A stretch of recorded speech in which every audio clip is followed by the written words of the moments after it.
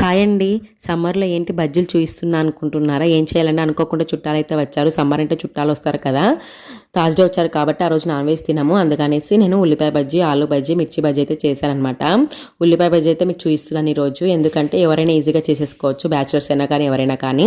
పదండి రెసిపీ చూపించేస్తాను. బౌల్ తీసేసుకొని కట్ చేసుకుని ఉల్లిపాయలు, పచ్చిమిరపకాయలు, 4 టేబుల్ స్పూన్ల శనగపిండి, 2 టేబుల్ స్పూన్స్ బియ్యం పిండి, వాము, కారం, ఉప్పు, వంట సోడా వేసేసుకొని తగినన్ని వాటర్ పోసేసుకుంటూ బాగా కలుపుకోవాలి. కన్సిస్టెన్సీ వచ్చేసి వీటిలో చూపించినట్టు విధంగా ఉండాలి. కొంచెం కరివేపాకు వేసుకొని మళ్ళీ కలుపుకొని స్టవ్ వెలిగించి డీప్ ఫ్రై సరిపడా ఆయిల్ పెట్టేసి, ఆయిల్ హీట్ ఎక్కాక మీడియం ఫ్లేమ్లో పెట్టేసి ఉల్లిపాయ బజ్జీ వేసేసుకోవాలండి. ఉల్లిపాయ బజ్జీ మొత్తం వేగాక ఒక ప్లేట్లో తీసుకొని సర్వ్ చేసుకోవడమే. అంతేనండి, ఎంతో టేస్టీగా ఉండే ఉల్లిపాయ బజ్జీ అయితే రెడీ అయిపోయింది. ఇది ఉల్లిపాయలు నిమ్మకాయ పిండుకొని తింటే మాత్రం టేస్ట్ బాగుంటుందండి. Best tea type snack recipe. మీకు వీడియో నచ్చితే కనుక ప్లీజ్ లైక్ చేసి సబ్స్క్రైబ్ చేసుకోండి అండ్ కామెంట్ కూడా చేయండి. Thanks for watching. బాయ్.